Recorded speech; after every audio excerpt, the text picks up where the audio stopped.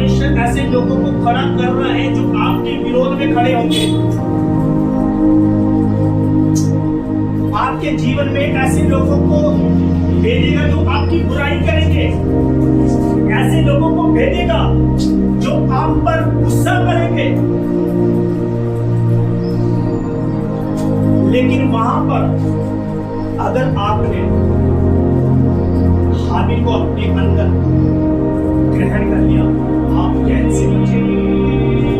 जो आपकी बुराई करेगा, जो आपको बोलेगा, आपको कोसेगा, एक दिन वही लोग बोलेंगे किस पे इसके अंदर यह नहीं जाएगा। परमेश्वर इसलिए खड़ा करना उनको कि आप फले, आपके अंदर से क्रोध निकल रहे हैं।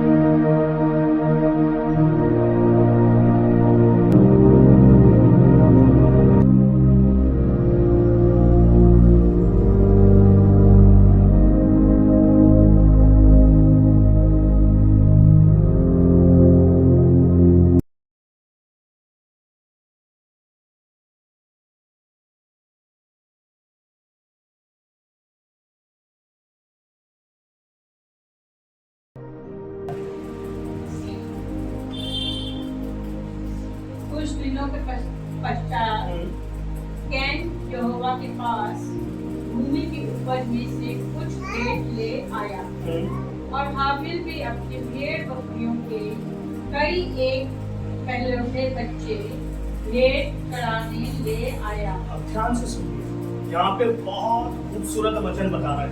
इधर देखिए, इधर क्या लिखा है?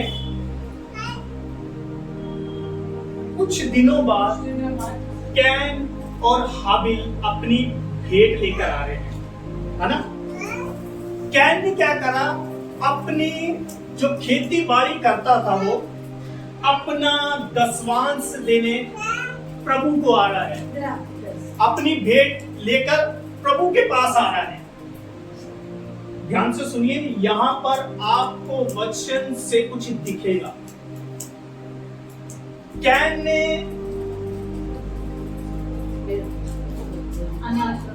अनाज लिया और परमेश्वर को दे दिया। ध्यान से सुनिए। और हाबिल ने क्या करा? हाबिल ने अपनी भेड़ में से पहला बेटा, पहलौठा दे दिया। अब यहाँ पर बहुत खूबसूरत पवित्र आत्मा हमें सिखाएगा। हाबिल ने क्या करा? कैन ने क्या करा? कैन ने जो वो अपनी जो पहला जो भेंट थी, पहला हिस्सा था, वो परमेश्वर को उसने चढ़ा दिया। ध्यान से सुनना, सिर्फ चढ़ा दिया उसने। लेकिन हाबिल ने यहाँ पर क्या करा? अब दोनों भेंट लेकर आ रहे हैं, दोनों भेंट लेकर आ रहे हैं। एक बच्चा लेकर आया और दूसरा अनाज लेकर आया। दोनों भेंट लेकर आ रहे हैं, दोनों परमेश्वर का धन्यवाद कर रहे हैं। लेकिन कैन ने क्या करा? अपनी उपज में से परमेश्वर को दे दिया और हाबिल ने भी अपना दे दिया। लेकिन वहां पर आप समझिए वहां क्या लिखा है।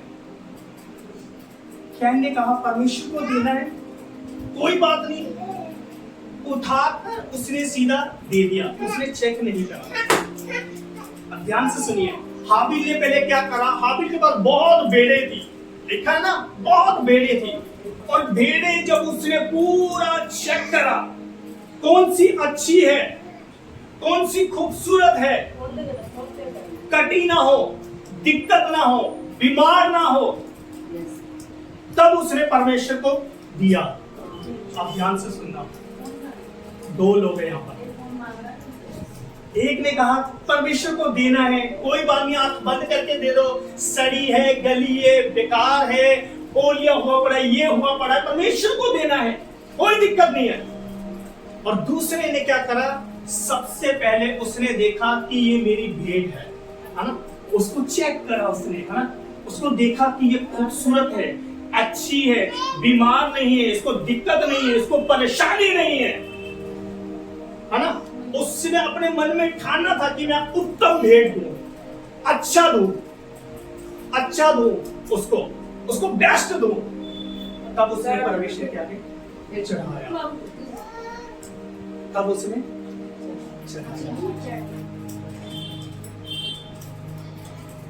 समझ आ रहा आपको?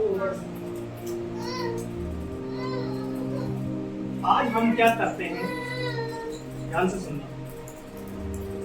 आज हम परमेश्वर के पास आते हैं, परमेश्वर को देना है ना, देना है, चेक नहीं करते कि परमेश्वर को जो चीज देने जा रहे हैं क्या वो सही है, क्या वो अच्छी है, क्या वो खूबसूरत है, क्या उसमें कोई दिक्कत तो नहीं है, क्या उसमें परेशानी तो नहीं है।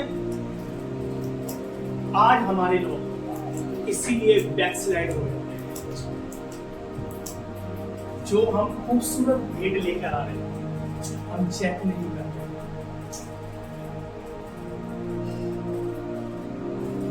समझ आ रहा है? अगर आप चिकन की दुकान पे जा रहे हैं, 1-2 महीने पुराना मीट है ना, उसकी खुशबू से ही आपको पता चल गया है ना कि बहुत पुराना है, तो आप लेना पसंद करेंगे? नहीं, ले लो आप, अरे ले लो, उसको अच्छे से धो और खा लो, क्या होगा? अरे पेट सही हो जाएगा आपका, अच्छा हो जाएगा आपका पेट। कितने लोगों को समझ आ रहा है? अभी हम इसकी गहराई में पवित्र आत्मा हमें लेकर जाएगा।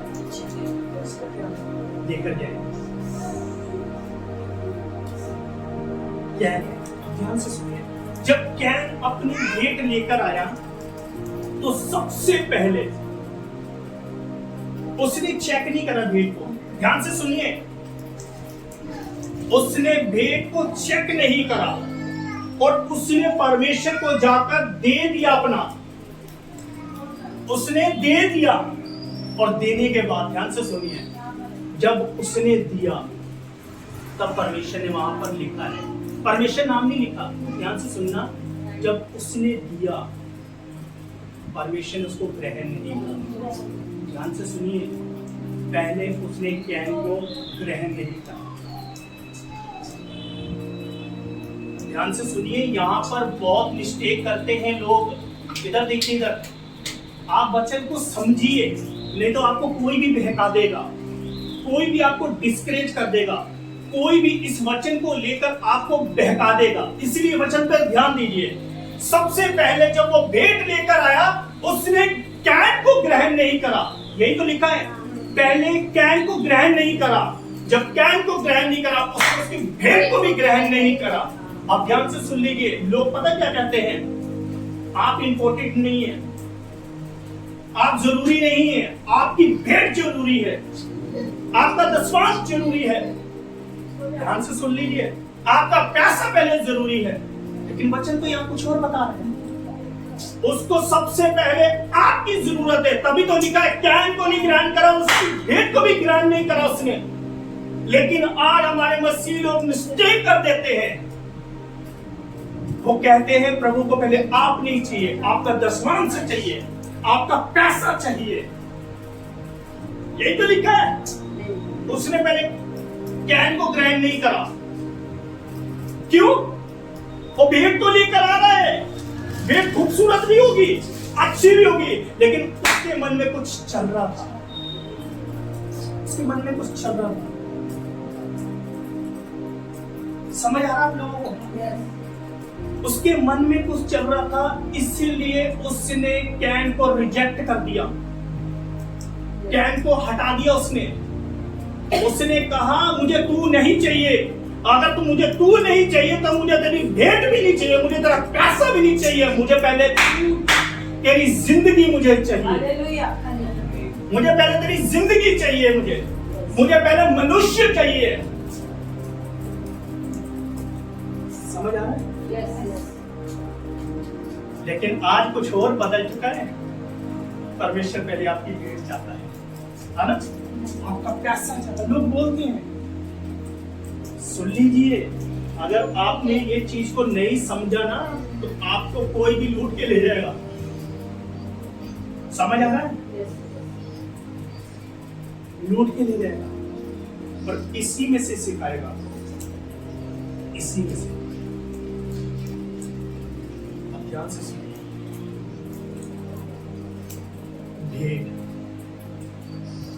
परमेश्वर आपको पहले क्यों ग्रहण करना चाहता है? क्योंकि वो आपसे पहले प्यार करता है। उसको पैसे की जरूरत नहीं है। एक खूबसूरत मैंने स्टोरी सुनी, ध्यान से सुनिएगा, देखिए। एक ऐसे ही कलीसिया चल रही थी, ऐसे ही चर्च में मीटिंग चल रही थी, तो भेंट का समय आया। सब अपना दसवांश दे रहे, सब अपना पैसा बो रहे, सब अपना कुछ ना कुछ दे रहे। सबने दिया ऑफरिंग, सबने वो गले में डाला, लेकिन एक बच्चा आया। ध्यान से सुनिए, बहुत गहरी बात है। एक बच्चा आया, उसके पास पैसा नहीं था, कुछ नहीं था उसके पास, और 2 बॉक्स रखे हुए थे ऑफरिंग के। उसने क्या करा, छोटे बच्चे ने एक ऑफरिंग के ऊपर पैर रखा, दूसरे ऑफरिंग के ऊपर पैर रखा, और उसने हाथ उठाए, कह रहा, प्रभु मेरे पास कुछ नहीं है, लेकिन मेरी जिंदगी है, मैं तुझे अब देता हूं। Hallelujah, hallelujah, hallelujah. परमेश्वर आपका पहले पैसा नहीं चाहता, पहले वो आपको चाहता है, आपको चाहता वो। ऐसा जरूरी नहीं है परमेश्वर के लिए, ऐसा जरूरी नहीं है। वो सबसे पहले वो आपको चाहता है। उसको पता है, अगर मैं इसको नहीं लूंगा तो ये दूर हो जाएगा। भेंट इंपॉर्टेंट नहीं है, जो भेंट लेकर आ रहा है वो इंपॉर्टेंट है, वो जरूरी है। अब ध्यान से सुनिए, जब इसको ग्रहण नहीं करा ना, इसकी भेंट को भी तिरस्कार कर दिया। अब हम आगे बाद में चलेंगे। अब मैं आपसे ये नहीं पूछूंगा आप कितनी प्रार्थना करते हो, नहीं। अब मैं ये नहीं पूछूंगा आप कितना वचन पढ़ते हो, नहीं। अब मैं ये नहीं पूछूंगा कि आप कितने उपवास रखते हो, नहीं। मैं चाहता हूं, क्या आपके अंदर जो कैन जीवित है, क्या वो आपके अंदर से निकला है?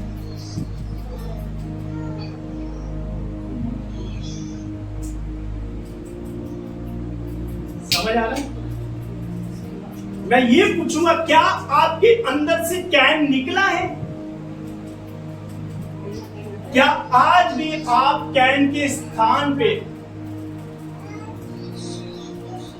कैन की जो मतलब जिस राहों पर कैन चल रहा है, क्या आज आप भी उसी राहों पर चल रहे हो? अगर आपके अंदर कैन जिंदा है, ध्यान से सुनना, अगर आपके अंदर कैन जिंदा है तो वो कैन आपको बहुत खतरनाक बना देगा। विश्वास करिए, आप बहुत खतरनाक बना देगा आपको। भेंट सबको पता है, कैन और हाबिल लेकर आए, जरूरी है, लेकिन जरूरी है क्या जो आप अपना शरीर लेकर चल रहे हो, क्या उस शरीर के अंदर से कैन निकला है या नहीं निकला? ब्रदर, कैन को कैसे निकालूंगा? और उसके अंदर क्या ऐसी खासियत थी कि प्रभु ने उसकी भेंट को रिजेक्ट कर दिया, उसको रिजेक्ट कर दिया। पढ़े हम, क्यों रिजेक्ट कर दिया? पढ़िए। तब कैन अति क्रोधित हुआ और उसके मुंह पर उदासी छा गई। अब ध्यान से सुनिए, जब उसकी भेंट कबूल नहीं हुई, ध्यान से सुनिए, उसकी भेंट कबूल नहीं हुई, वो भेंट को देख रहा है। ध्यान से सुनिए, वो भेंट को देख रहा है। उसको वहां बोलना चाहिए था, कोई बात नहीं, तूने मेरी भेंट ग्रहण नहीं करी, लेकिन मुझे तो ग्रहण कर, मुझे तो लेकर जा अपने पास, मेरे अंदर अपनी इच्छा को तो डाल कि मैं तेरी राहों पर चल सकूं। मैं तेरी पवित्रता को अपने अंदर देख सकूं। और यहां पर क्या लिखा है, जब उसकी वो ग्रहण नहीं हुई, उसकी भेंट ग्रहण नहीं हुई, यहां पर एक बहुत खतरनाक बात लिखी है। फिर से पढ़ दो। तब कैन अति क्रोधित हुआ। ध्यान से सुनिए, जब उसकी भेंट ग्रहण नहीं हुई, क्रोध से भर गया। मेरी भेंट ग्रहण नहीं हुई, मेरी भेंट। समझ आ रहा है? अगर आपकी प्रार्थना नहीं सुनी जा रही ना, तो कभी कभी कैन आ जाता है। हालेलुया। ब्रदर, मैं बहुत नम्र हूं, मैं इतना नम्र हूं, मुझे पता है कि मैं कितना नम्र हूं। एक मुझे बात याद आ गई, ध्यान से सुनिए। एक बात याद आ गई, ऐसे ही कलीसिया चल रही थी एक जगह पर, और वो एक व्यक्ति था, वो कहता था मैं बहुत नम्र हूं, बहुत दीन हूं। तो क्या हुआ, एक चर्च में वो गया, वो भीड़ भड़का था उस चर्च में। अब कोई यहां से आ रहा, कोई यहां से, कोई यहां से, तो उसको टक्करें लगती आ रही। प्रभु का धन्यवाद, जय मसीह। मैं कुछ नहीं बोलूंगा। फिर आया, टक्कर लगी, जय मसीह, प्रभु का धन्यवाद। मैं कुछ नहीं बोलूंगा, मैं नम्र हूं। अरे मैं नम्र हूं, कुछ नहीं होता। जब ज्यादा ही कुछ बढ़ता गया कह रहा, मां कसम, आज तो मैं बता देता, बस नम्रता मेरे अंदर आ गई, नहीं तो मैं पता नहीं क्या क्या कर देता। ये क्या था? ज्यादा नम्रता आ गई। मां कसम, आज बस प्रभु ने बचा लिया उसको मेरे हाथों से। नम्रता ज्यादा आ गई मेरे अंदर। प्रभु दिखाई भी दे रही है, नम्रता कुछ ज्यादा ही आ गई।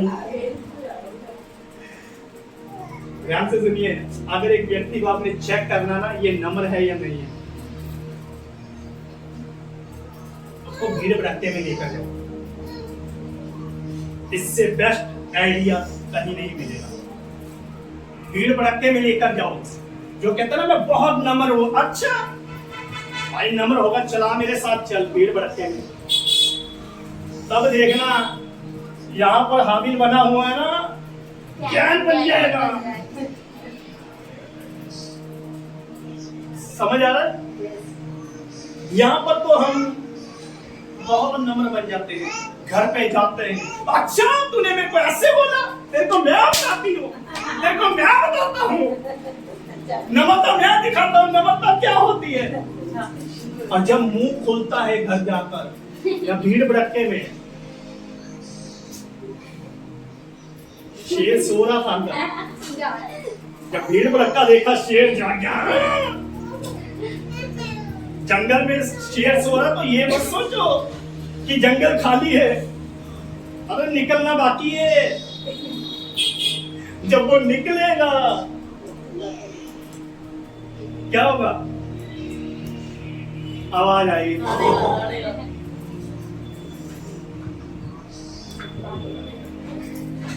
समझ आ रहा है ना आप लोगों को? क्रोधित, अब ध्यान से सुनना, क्रोध यहां पर परमेश्वर ने बहुत खुलकर हमें बताया है। क्रोध, क्रोध अंदर भरा होता है। ध्यान से सुनिए, क्रोध अंदर भरा होता है।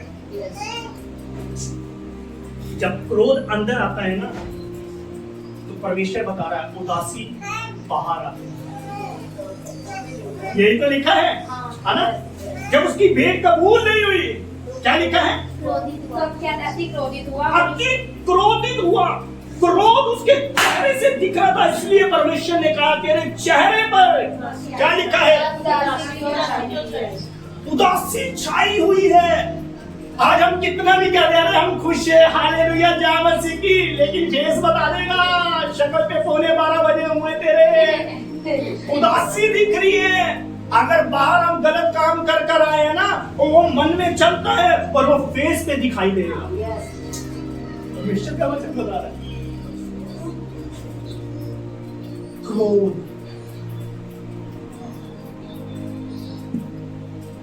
हालेलुया बोलो, जय मसीह की बोलता हूँ।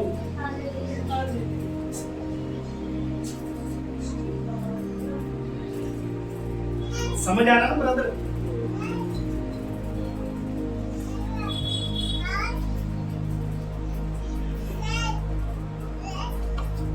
यहाँ पर तो हम सुनकर चले जाते हैं जय मसीह की हालेलुया भी बहुत अच्छा लगता है हमें, है ना? चर्च में टाइम आ गए, टाइम से आगे ये भी अच्छा लगता है हमें। हम वचन पढ़ते हैं, हमें ये भी अच्छा लगता है, हम प्रार्थना करते हैं, हम ये भी अच्छा लगता है।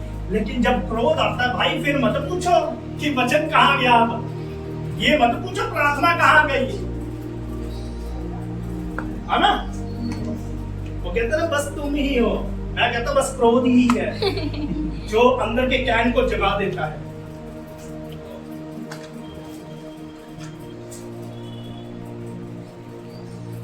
आज से एक दूसरे की छानबीन मत कर देना ज्यादा। मैं इसके घर पे जाके देखो ये कितना क्रोधी है, कितनी क्रोधी है। चेक मत करना, आप जाके दिक्कत हो जाएगी। अगर एक कैन जाके जाएगा तो दिक्कत हो जाएगी। अरे मैंने कैन को देख लिया, मैं छुपा के रखा था कैन को, आज बाहर निकल गया। हालेलुया।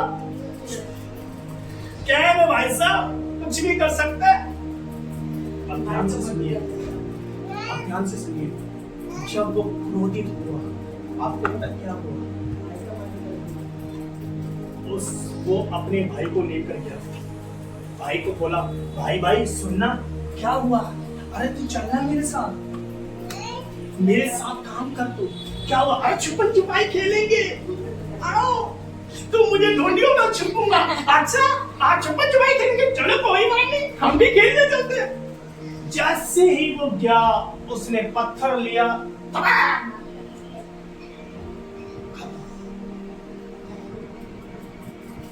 देख लीजिए अंदर का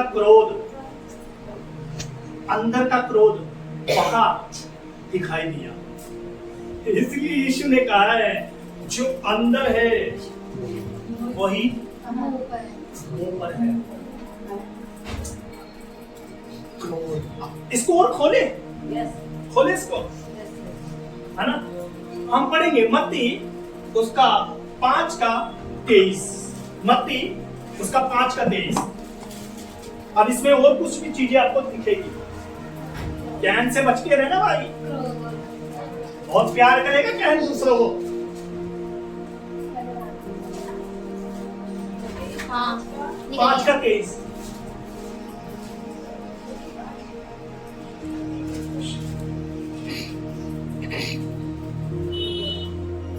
निकल गया। पढ़ दीजिए धीरे धीरे, इसलिए यदि तुम अपने पेट ऊपर से पढ़िए थोड़ा, 22 से ना, ये 23 है ना, 22 से पढ़िए, 21 से पढ़ दीजिए। तुम सुन चुके हो कि यहाँ पर यीशु मसीह उन लोगों को बोल रहा, तुम सुन चुके हो, भीड़ को बोल रहा कि पुरस्कार के लोगों से कहा गया था, पुराने लोगों को बोला गया था, हाँ, कि हत्या ना करना, और जो कोई हाँ, हत्या करेगा हाँ, वह कचहरी के दंड के योग्य होगा। जो हत्या करेगा वो कचहरी में दंड के योग्य होगा। हाँ, परंतु मैं तुमसे यह कहता हूँ, अब मैं तुमसे, ध्यान से सुनिए, अब मैं तुमसे एक नई बात तुम्हें बताता हूँ कि जो कोई अपने भाई पर क्रोध करेगा, जो अपने भाई पर, ध्यान से सुनिए इधर, हेलो,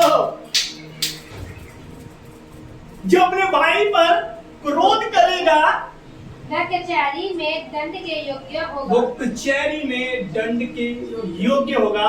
हाँ, और जो कोई अपने भाई को निकम्मा करेगा, जो अपने भाई को क्रोध में निकम्मा बोलेगा, वह महासभा में दंड के योग्य होगा। भीड़ के सामने उसको दंड दिया जाएगा। हाँ, और जो कोई कहे अरे मूर्ख, अरे मूर्ख है तू, वह नरक की आग के दंड के योग्य अरे होगा। बाप रे। अब ध्यान से सुन लीजिए, पुराना नियम हाथों से पाप होता था, मर्डर करना पड़ता था। ले गया, अब तलवार हमारी जीभ में दे दिए, काट दिया। क्या करा आपको? काट दिया। आपकी जीभ में सामर्थ्य है। आप क्या बोल रहे हो? आपकी जीभ में सामर्थ्य है। आप क्या देख रहे हो? आप देखकर उसको कैसे शब्द बोल रहे हो, आज इस पे कंट्रोल कर लीजिए। अपनी जुबान पर ताला लगा दीजिए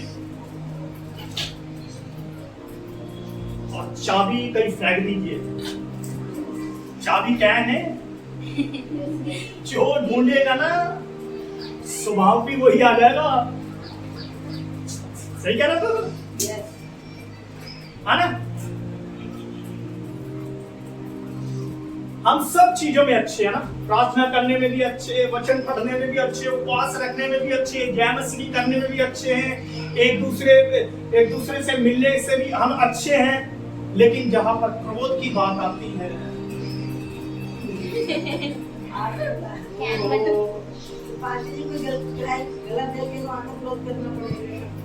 तो बताएंगे आप। अभी रुकिए, अभी कैन को क्यों जला रहे हो? अभी कैन को उसको ध्यान से सुनिए।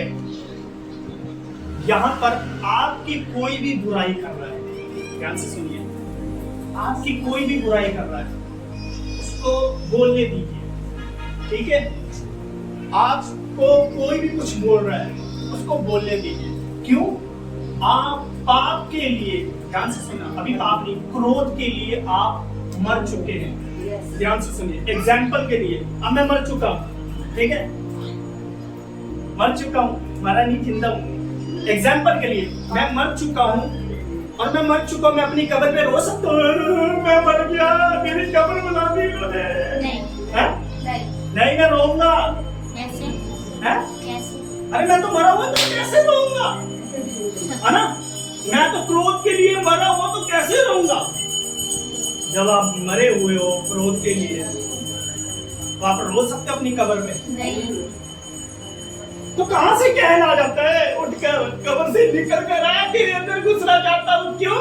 अरे तू नवर व्यक्ति, मैं कुछ रोकती रहना चाहता हूँ।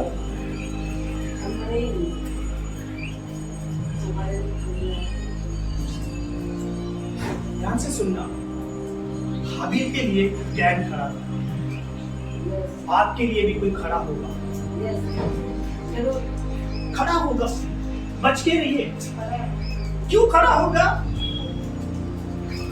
वो आपको जितना कोसेगा, आपको जितना क्रोध दिलाएगा, वो एक दिन आप खुद उसकी बातों से एक दिन भलाई देखेंगे। आपको परमेश्वर ऐसे लोगों को खड़ा कर रहा है जो आपके विरोध में खड़े होंगे। आपके जीवन में ऐसे लोगों को भेजेगा जो आपकी बुराई करेंगे, ऐसे लोगों को भेजेगा जो आप पर गुस्सा करेंगे। लेकिन वहां पर अगर आपने हाबिल को अपने अंदर ग्रहण कर लिया, आप कैन से बचे रहोगे। और जो आपकी बुराई करेगा, जो आपको बोलेगा, आपको कोसेगा, एक दिन वही लोग बोलेंगे कि सचमुच में यार ये प्रभु का जन है, इसके अंदर कह नहीं जाएगा। परमेश्वर इसलिए खड़ा कर रहा उनको कि आप फले, आपके अंदर से क्रोध निकलता जाए, खत्म होता जाए, खत्म होता जाए। अब बस हम खत्म करने जा रहे हैं। पढ़िए, 23 पढ़िए। इसलिए यदि तू अपनी वेदी पर लाए, अब ध्यान से सुनिए क्या लिखा है, यदि तू अपनी भेंट, अब हम बहुत धीरे धीरे से, ओ स्लो कर लो, हाँ, वेदी पर लाए, यदि तू अपनी भेंट वेदी पर लाए, और ध्यान से सुनिए, यदि तू अपनी भेंट वेदी पर लाए, हाँ, और वहाँ तू हाँ, स्मरण कर, वहां पे स्मरण कर। अब रुक जाइए यहाँ पर, ध्यान से सुनना। जब आप किसी के ऊपर क्रोधित हैं, आप भेंट लेकर आ रहे हैं, तो ध्यान से सुनिए, वो भेंट, ध्यान से सुनिए, वो भेंट आपको कुछ बोलेगी, वो वेदी आपको कुछ बोलेगी। क्या बोलेगी? दोबारा पढ़ दो। वहाँ लाए तू स्मरण कर, हाँ, ध्यान से सुनिए, जब वो भेंट लाएगा तो वो भेंट उसको स्मरण दिलाएगी, हाँ, याद कराएगी कि तेरे भाई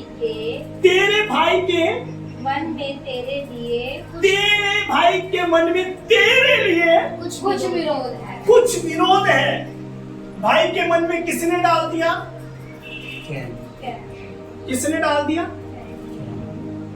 किसने डाल दिया?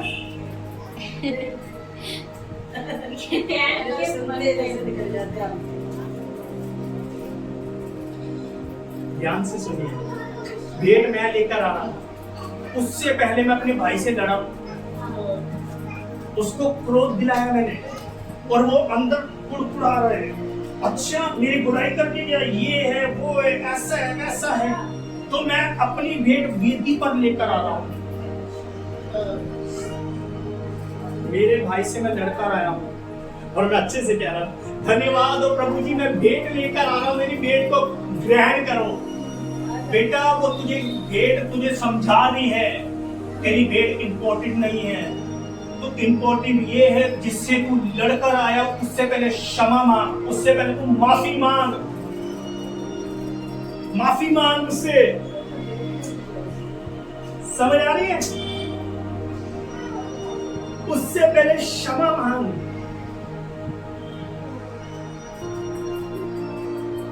फिर से पढ़ दो इसको धीरे धीरे और धीरे धीरे, जैसे कैसेट खराब हो चुकी है। अब इसलिए यदि तू अपनी भेंट, अपनी खास भेंट, हाँ, वेदी पर लाए, हाँ, और वहाँ हाँ, तू स्मरण कर। बस आप ध्यान से सुनिए, जो भेंट आप लेकर आ रहे ना, जिस भेंट पर, जो भेंट आपको वेदी पर चढ़ानी है, क्या करना है? वेदी पर चढ़ानी है। आपका मन आपको स्मरण नहीं दिलाएगा, आपकी सोच आपको स्मरण नहीं दिलाएगी। स्मरण दिलवाने का काम किसका है? वेदी का है। वेदी कौन है? यीशु मसीह है। और भेंट कहाँ लेकर जा रहा? यीशु मसीह के पास। और चढ़ानी कहाँ है? यीशु मसीह के पास। उसको कुर्बान कहाँ करना है? यीशु मसीह के पास। समझ आ रहा आपको? समझ आ रहा कुछ? पुराने नियम में वेदी बनाई जाती थी, तो वहां पर जो वेदी बनाई जाती थी, वहां पर जो हमारे पाप होते थे ना, हम याजक के पास लेकर जाते थे, और याजक ने जो वेदी बनाई होती थी, उस वेदी पर जलाया जाता था, तब हमारे पापों को क्षमा मिलती थी। अब वो वेदी खत्म हो चुकी है, अब वो वेदी यीशु मसीह है। यीशु मसीह है। और भेंट क्या है? भेंट हम हैं।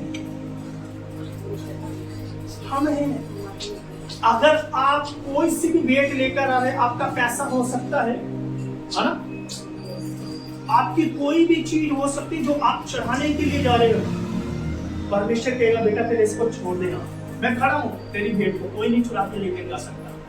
मैं यहाँ पर खड़ा हूं, यहीं पर मैं इसका ध्यान रख रहा हूं, तू पहले जाके भाई से भेंट कर। समझ आ रहा? तो एक क्रोध कितना खतरनाक होता है। हम यीशु मसीह से मेल नहीं रख सकते क्रोध के द्वारा। भेंट कबूल नहीं होगी। पैसा आपका यीशु मसीह से मेल नहीं करा सकता जब तक आपका क्रोध आपके अंदर बसा हुआ है। भेंट इंपॉर्टेंट नहीं है। सबसे पहले इंपॉर्टेंट है हम लोग, जो दूसरों की, ध्यान से सुनना, जो दूसरों की कड़वाहट अपने अंदर लिए चल रहे हैं और उसके पास जा रहे हैं, जो पवित्र है, जिसके अंदर कोई कड़वाहट नहीं है, तो वो हमारे अंदर कड़वाहट देखना चाहेगा?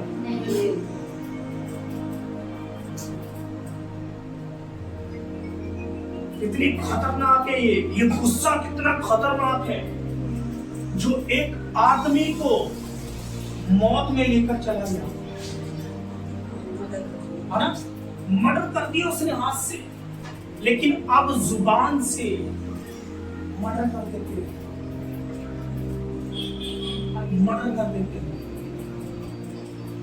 क्रोध अंदर भरा हुआ है, और वो क्या कह रहा है परमेश्वर, चेहरे पे दिखाई दे रहा उदासी। आपको पता है वो कभी नहीं चाहता था कि मेरे भाई का भला हो। यहाँ पे वचन लगा रहा है, मेरे भाई का भला हो, नहीं चाहता था वो। अगर चाहता होता तो अपनी गलती को फील करता वहां पर, है ना, फील करता, खुदावन कोई बात नहीं, मेरे अंदर जलन थी, मैं भेंट बाद में लेकर आऊंगा, पहले मैं अपनी गलती को मानता हूं, है ना, अपनी गलती को मानता हूं। ये वचन पता क्या कर रहा है, हमारी गलतियों को दिखा रहा है कि हमने गलती कहां कहां करी है, हमें कहां कहां सुधारनी है, हमें समझ आ रहा है कहां हमें सुधारनी है। ध्यान से सुनिए, वचन खत्म होने से पहले यहाँ पर ये कलीसिया एक वेदी है ना, कलीसिया एक वेदी है। क्यों? यहाँ पे कुर्बानी दी जाती है ना। किस चीज की कुर्बानी दी जाती है? क्रोध की कुर्बानी दी जाती है, पाप की कुर्बानी दी जाती है ना। हर एक शरीर के काम यहाँ पर चढ़ाए जाते हैं, इसीलिए इसको कलीसिया बोलते हैं, वेदी बोलते हैं। वचन खत्म होने के बाद आप अपनी गलतियों को, गुस्से को यहीं पर मार कर दो। हम सबको मार कर दो, सबको मार कर दो। इस चीज पे सबसे ज्यादा हमें कंट्रोल करना। गुस्सा हमें आता है, मैं मानता हूँ सबको आता है ना। कोई भी दूध का धुला नहीं है ना, सबको आता है, हमें, मुझे भी आता है। मुझे रात की बात याद आ गई, हम सब ये बातें कर रहे थे, तो मैं आराम से प्रभु के गाने सुन रहा था, तो चाय बना कर लाए, तो मैं अंदर देने के लिए गया, सिकंदर को और आशीष को अंदर देने के लिए गया। मैंने जैसे ही इसने दरवाजे के ऊपर पैर रखा हुआ था, मुझे नहीं पता, मैंने ऐसे इंग्लिश में बोला, उसने मेरा हाथ दबा दिया, अभी भी लगी, सूझ गई हल्की। तो एकदम से मैंने बोला, मैं तेरे को दिखा नहीं? उसी टाइम अंदर से आवाज आई, शांत। मैं अपने कमरे में आकर चुप होकर बैठ गया, शांत होकर बैठ गया। फिर वो थोड़ी देर बाद खुद आया, मेरा मामा कहाँ लगी? मैं कहीं नहीं लगी। क्रोध करना एक अच्छी बात नहीं है ना। क्रोध को सहन करना बहुत अच्छी बात है। क्रोध के ऊपर कोई जयवंत नहीं कर सकता। आप सब चीजों पे जयवंत हो सकते हैं, क्रोध के ऊपर कभी जयवंत नहीं हो सकते, लेकिन जयवंत करवाने वाला ही मेरा यीशु मसीह जो करवा सकता है। आपके ऊपर कोई जयवंत नहीं करवा सकता, लेकिन मेरा यीशु मसीह तुम्हारे अंदर वो तुम्हें जयवंत। इसलिए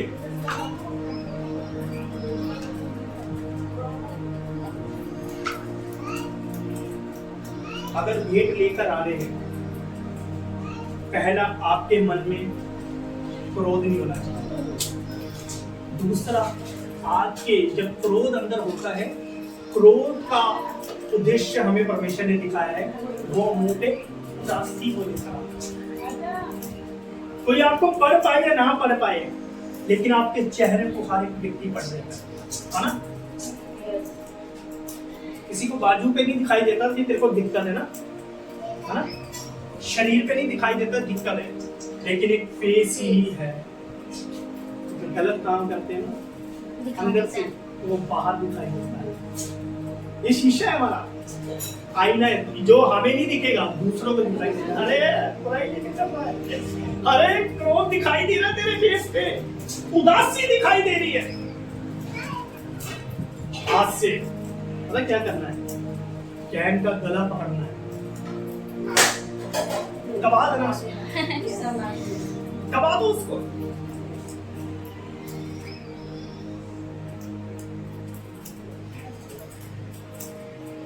शरीर के लिए छोटी बात है, लेकिन वचन के लिए कितनी बड़ी बात है ना। शरीर के लिए बड़ी बात है,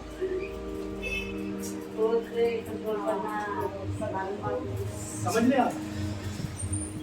प्रभु के लिए बहुत खतरनाक बात है। इसलिए जब आपको गुस्सा आए, अंदर ही अंदर हालेलुया, मैं गुस्सा नहीं करूंगा।